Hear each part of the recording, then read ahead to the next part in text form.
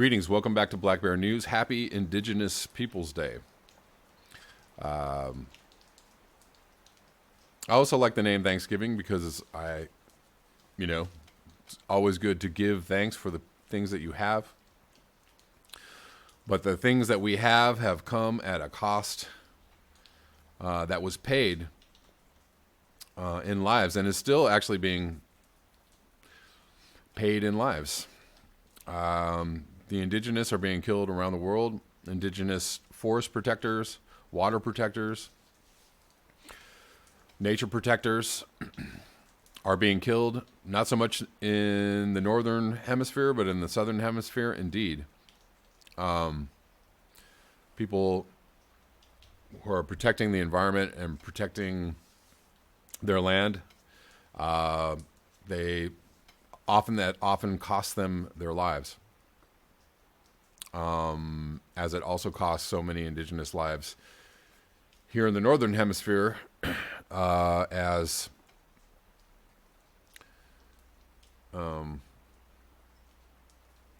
Europeans and others just kind of, took over whatever it is they wanted to take over. But anyways, I think you all know the story. It's not a pretty one. But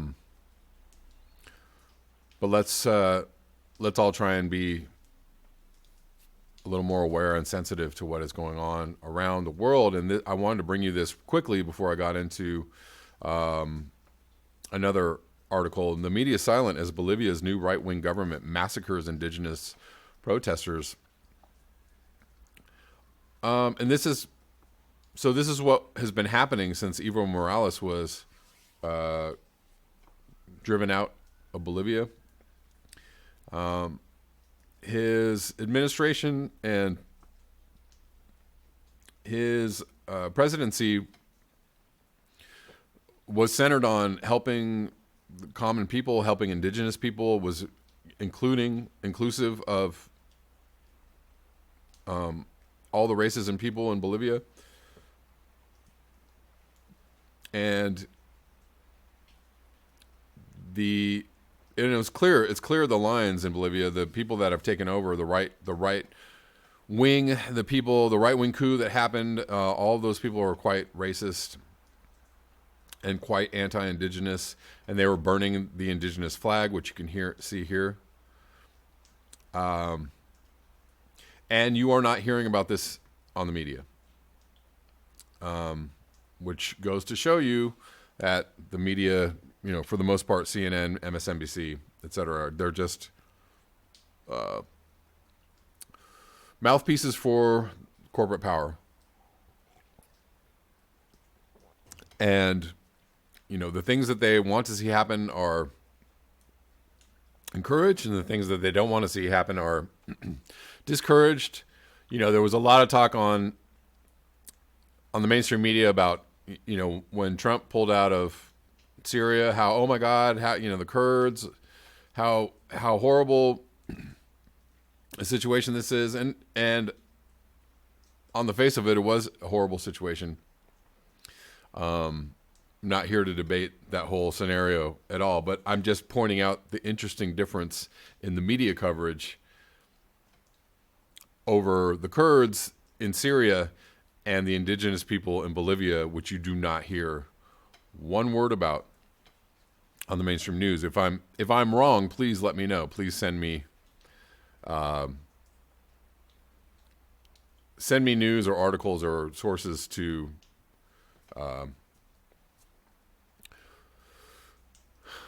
prove me wrong. I haven't seen it. I've seen very little talk about this, and there's been very little in the media, in the mainstream media, about what's happening in Bolivia, and they basically have taken the fascist right wing stance that Evo Morales was a horrible guy, he was terrible, and oh my God, we got to go, we have to do something, and then they just foisted this new. Whenever I talk about this stuff, invariably people from South America or from whatever countries, if I'm talking about Brazil or Colombia or anywhere, they're like, "Oh, I live here, and Evo was a really bad guy," Or I know, I know what's going on the ground here. Maybe you do, maybe you don't. Look, man, there's a lot of people that are confused about what's happening in the world in the United States. A lot of people who get propaganda from our news sources here. So maybe you know what's going on, maybe you don't. I'm trying to get my sources from people who are giving like a different story, a story outside the mainstream corporate news talking points. So I welcome the comments and I welcome the viewpoints. I'm just saying you could live somewhere and be just as confused about what's going on, the reality of what's going on, as anyone else. Just because you live there doesn't mean that you know necessarily what's happening. Whatever. So yeah, this is the full scope of the armed forces has been unleashed on demonstrators, with security forces using live munitions, tanks, and even attack helicopters to destroy resistance to the coup. Much of Bolivia's security state, including many of the leaders of the coup, were trained by the FBI and by the notorious School of the Americas in Fort Benning, Georgia, a U.S. Army installation where many of the most brutal death squads and torturers in Latin American history cut their teeth. Those skills are now on show in Cochabamba. Death squads unleashed in Bolivia. The coup regime has granted immunity to soldiers who shoot protesters. In just days, they've shot hundreds of people, announced Green Party presidential candidate Jill Stein via Twitter. And this is just something that's been happening over and over and over and over again. And then when you hear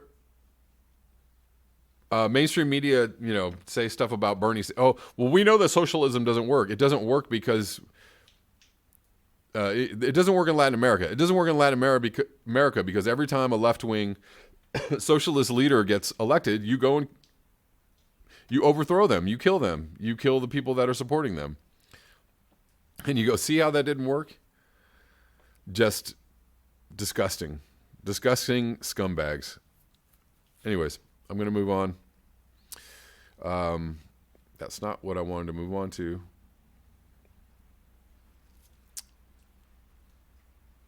Where is this article that I want to cover? Excuse me. Okay, I found it. This article is titled "How to Save the World." It's pretty big statement, but let's see what they have to say about this. This is sent to me by Michael Campy. But this looks like it might have some interesting information in it, which is why I wanted to bring it up. What would net zero emissions by 2025 look like? Here's a graph of annual total CO2 emissions by world region from 1751 to current 2025, 2050. I don't know if they include that.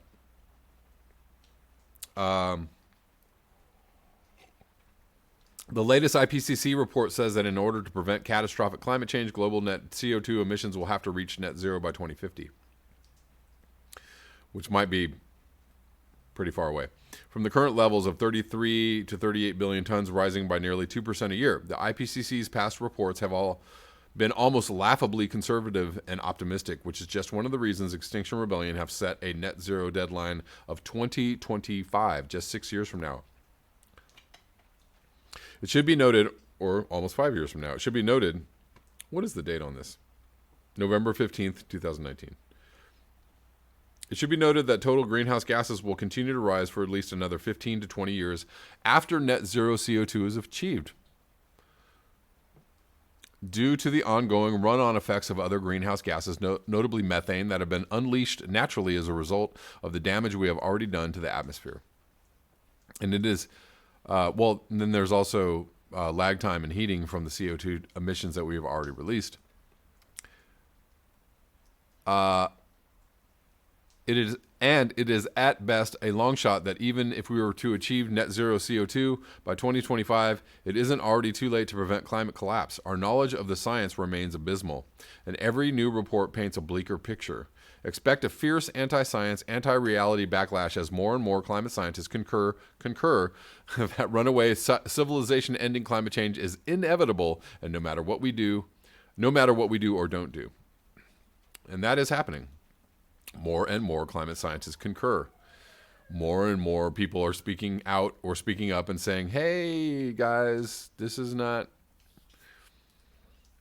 a happy place we are in. So what would be required to reduce the course of the hockey stick trajectory shown in the chart above and achieve net zero CO2 in just 6 years? For a population that will, at current rates, be 7%, at least 500 million people, greater than it is now. I think the reason that there's a little clue right in there in that end of that sentence. I think the reason that while parliaments and political parties and scientists will readily accept XR's first demand of proclaiming a climate emergency and communicating the urgency for change, for most, the second demand of achieving net zero greenhouse gas emissions and biodiversity loss to zero by 2025 is simply absurd. Western economies have merely shifted production to Asia. They're accelerating consumption of CO2-produced goods continues unabated. Our global economy depends utterly on cheap hydrocarbon energy.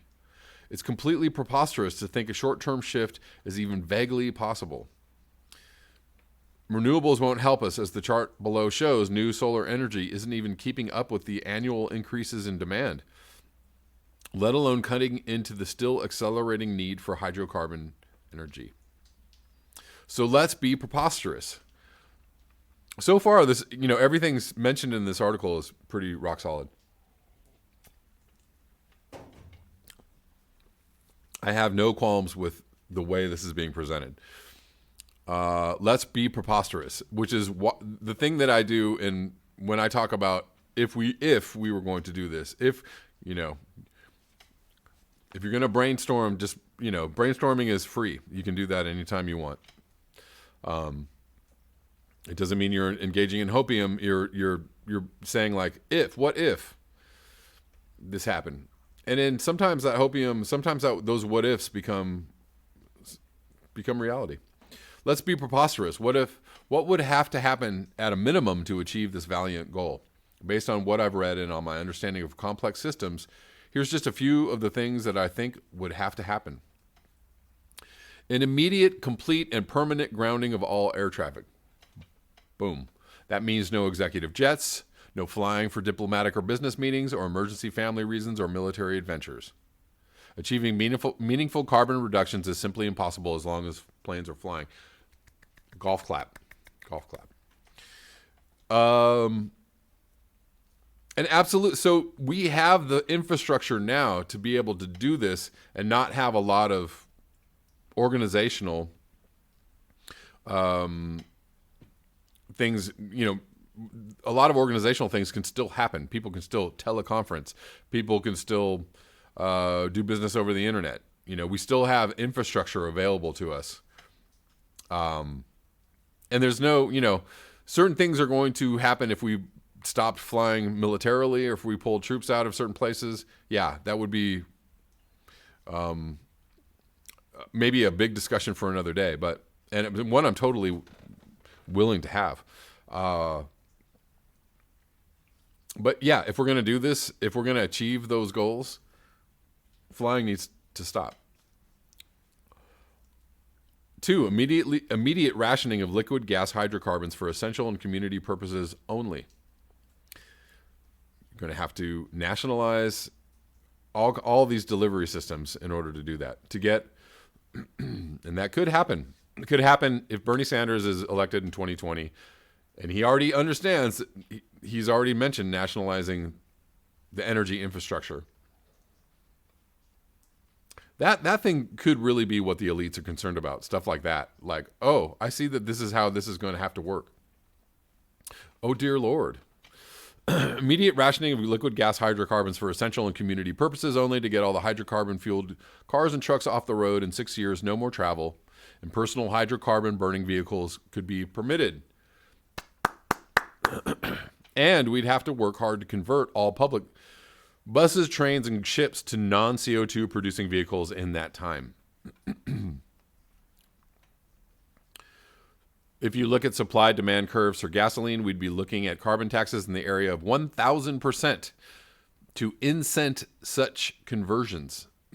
My guess is that most shipping and much privatized public transit would not be able to stay in business with these constraints. So say goodbye to most imported goods. All hydrocarbons in the ground would have to stay there all over the world. Effective immediately, we'd have to make do with existing reserves for a few years until everything had been converted to renewable resources. Totally doable. Totally doable. It just takes the organizational will. Industrial manufacturing based on fossil fuel use would have to convert in equal steps over the 6-year time frame. And any plants failing to do so would have to be shuttered. 5. Hold up, let's go back to that. Industrial manufacturing based on fossil fuel use would have to convert in equal steps over the 6-year time frame, and any plants failing to do so would have to be shuttered. I would have to say anything that's manufacturing, industrial manufacturing, anything that's manufacturing anything that is not completely necessary, absolutely necessary, has to be shuttered anyways. No conversion. Most consumption goods, other than what is needed for just survival, done. Nationalized, shut down, end of company. 5, construction of new buildings and facilities would have to stop entirely. Yes. Existing buildings would have to phase out the use of fossil fuels over the next 6 years through rationing and cutoffs for noncompliance, and they would have to be remodeled to meet stringent net zero energy standards and to accommodate all new building needs. Yes. 6, trillions of trees would have to be planted. Trillions. And all forestry and forest clearing stopped entirely. Likewise, production of other new high energy use building materials, especially concrete, would have to cease. End. Done. We'd have to quickly learn to reuse the wood and other building materials we have now. We have plenty. I would say that a lot of buildings could be cannibalized. There's a lot of empty structures out there. There's a lot of old structures. We could cannibalize many buildings and repurpose for energy efficiency. 8, the consequences of the above would be an immediate and total collapse of stock and real estate markets and the flow of capital. Absolutely. The 90% of the world's wealth that is purely financial and not real, stocks, bonds, pensions, etc., would quickly become substantially worthless in a negative growth economy. They speaketh the truth. Adding a complete economic collapse to the crisis the government's trying to administer, the transition to net zero we're trying to manage. In such an economic collapse, many governments would simply fail, leaving communities in their jurisdictions to fend for themselves and making it likely that much of the world would abandon the constraints of net zero transition because they wouldn't have the power or resources to even begin to enforce them. And that's why, if this was going to work, governments would have to institute an economic collapse on their own. They'd have to just say, well, this is going to happen. This is done. We're going to ensure that everybody has, basic necessities. We're going to keep very basic items of communication going. Maybe cell service or internet. And we're going to ration, utilities.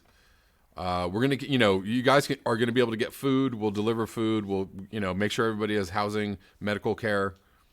But beyond that, that's it. The economy's going to collapse. We'll ensure that everybody's got certain things. All the banks and the financial institutions and the companies, like all you guys, we don't know what you're going to do. Take your money, go away, go somewhere. I don't know. Maybe liquidate their wealth and take their wealth in order to use in this transition. Maybe give everybody some kind of like nominal, fee, whatever, a couple $1,000, like good luck. Of course, none of this will happen. Even if governments had the power and wisdom to understand what was really required to make the net zero transition, it would be political suicide for them to implement it. Or if you actually did try to implement it, the elites or the people with the power would just chop your head. It won't happen by 2025. It won't happen by 2050. It won't and wouldn't happen by 2100, even if we had that long, which we do not. The message of all of this is that we cannot save our globalized civilization from the imminent end of a stable climate, affordable energy, and the industrial economy, all of which are interdependent. No one and no group has the power to shift these massive global systems to a radically new trajectory, without which, and perhaps even with which, our world and its human civilization are soon going to look very different.